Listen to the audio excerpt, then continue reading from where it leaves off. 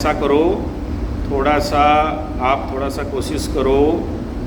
अगर पैसा कमाना चाहते हो शनि के महादशा में तो आप जो भी कर रहे हो मेरे को कोई प्रॉब्लम नहीं है। आप फैक्ट्री के लिए गन्ना कर रहे हो ओके, फैक्ट्री के लिए मकई कर रहे हो ओके, लेकिन 5 एकड़ में से 1 एकड़ को ऑर्गेनिक फार्मिंग में लेके आओ। ऑर्गेनिक नहीं करोगे तो शनि बहुत पिटेगा। ज़मीन होता है मंगल, और मंगल में अगर urea, phosphate, Gromor, nitrate, DAP, urea डालोगे तो पाप है या पुण्य है बताओ? पाप है ना। तो पाप का काम शनि को कभी हजम होता है क्या बताओ? आप जब पाप काम करोगे तो पाप भूमि से भारी, तो आपको शनि बाबा दंड देगा कि नहीं देगा बताओ? तो शनि का महादशा चल रहा है, अभी तक तो पार हो गए, और आगे चल के ठीक है फैक्ट्री के लिए दे रहे हो इथानॉल या मकई वगैरह दे रहे हो ठीक है, लेकिन अगर आप मेरे को कुंडली दिखा रहे हो और आगे बढ़िया इनकम करना चाहते हो, ज़िंदगी में पुण्य भाव पुण्य फल में रहना चाहते हो, तो मेरा बात आप मानिए। 1 एकड़ ज़मीन ऑर्गेनिक में, प्राकृतिक में, नेचुरल में, आपको नेचुरल देखो महाराष्ट्र का हो, पालेकर मेथड ऑफ फार्मिंग जानते हो कि नहीं जानते हो? हाँ, तो पालेकर का वीडियो देखे हो नहीं देखे हो? हाँ, तो या फिर मेरे चैनल में चले जाना, संजय जी 75 कृषि गुरुकुल, उसमें पालेकर जी का 50-60 वीडियो ऑलरेडी अपडेट है, ठीक है।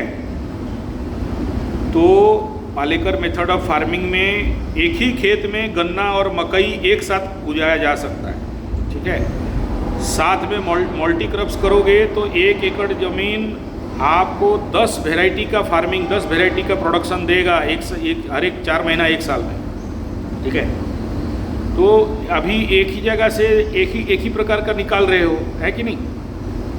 तो एक जगह से 10 प्रकार का निकालोगे, अच्छा ज़्यादा पैसा मिलेगा या एक ही खाली गन्ना और मकई निकलेगा तो ज़्यादा निकलेगा?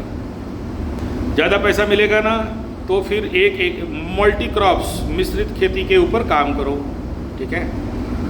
तो देखो छठा का शनि है, बमबमा के देगा, भयंकर देगा, ठीक है। साथ में देखो आपका सप्तम का शनि भी बनता है लग्न से, तो दूसरे लोगों को भी इसके ऊपर अवेयरनेस करो। समाज का सेवा करोगे तो सप्तम का शनि आपको बहुत बरकत देगा, उन्नति देगा। नहीं तो जैसे शत्रु बढ़ रहे हैं ऐसे ही शत्रु बढ़ेंगे।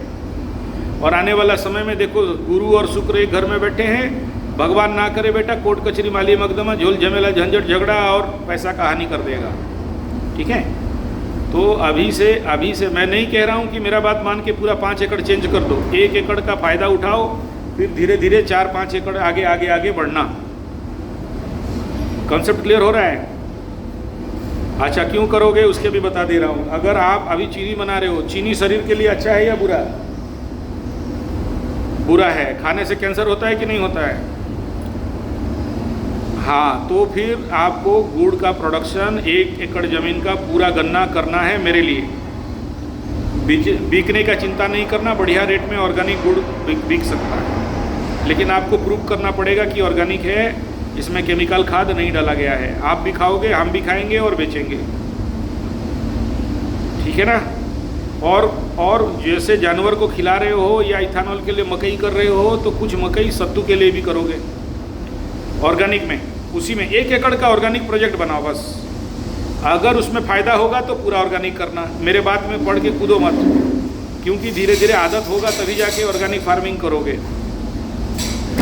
और शनि का महादशा भाई 3 साल पार भी नहीं हुआ है, 1 साल और है। 27 में शनि का महादशा, मतलब शनि में शनि खत्म होगा। 19 साल का शनि के महादशा से 1 साल पार हुआ है, और अभी ये हालत है आपका, ठीक है। मतलब 18 साल शनि के साथ चलोगे, और शनि है न्याय का ग्रह, कर्म का ग्रह, धर्म का ग्रह। अगर गलत करोगे तो सारा ठुकाई यहीं पर कर देगा, ठीक है। इस बात का पूरा ध्यान देना है। हाँ, तो धर्म में रहो, कर्म में रहो, ऑर्गेनिक करो, प्राकृतिक करो, नेचुरल करो, रासायनिक खाद से धीरे धीरे बाहर निकलो, ठीक है। ओके, मेरा बात समझ में आ गया? और बोलिए क्या क्वेश्चन है? आप देखो खुद बोल रहे हो देसी है, रसवंती है, ज़्यादा गन्ना रस निकलता है, ऑर्गेनिक है, तो उसको छोड़ के ये सब झमेला क्यों कर रहे हो? अरे आप अपना कुंडली में 4th हाउस को देखो, चतुर्थाधिपति चतुर्थ में बैठा है, तो तो ऐसे आदमी के पास तो गाड़ी अपने आप आ जाएगा कुंडली के अनुसार, लेकिन ऑर्गेनिक काम करो तभी आएगा। दुनिया ऑर्गेनिक में जा रहा है, प्राकृतिक में जा रहा है, नेचुरल में जा रहा है, आप अभी भी जहर डाल रहे हो ज़मीन के ऊपर, तो पाप हुआ ना। तो पाप के कारण तो आगे नहीं बढ़ सकते हो ना। लोगों को जहर खिलाओगे, भगवान आपको अमृत कहाँ से खिलाएगा बताओ। और समाज और देश का कल्याण करोगे तो भगवान भी आपका कल्याण करेगा ना। और लोगों को यूरिया, फॉस्फेट, ग्रोमोन, नाइट्रेट, T20, DDT, गैमेक्सिन, DAP खिलाओगे तो आपको भी भगवान जहर खिलाएगा कि नहीं खिलाएगा। आपके बच्चे भी तो वही जहर खा रहे हैं ना, बाहर से तो नहीं खा रहे हैं। तो अपने हाथ से अपने देश को, अपने बच्चों को, अपने परिवार को और खुद को क्यों जहरीला बना रहे हो। कॉन्सेप्ट समझ में आ रहा है क्या बोल रहा हूँ। चलो ठीक है, फिर आगे कोई क्वेश्चन है तो पूछना है।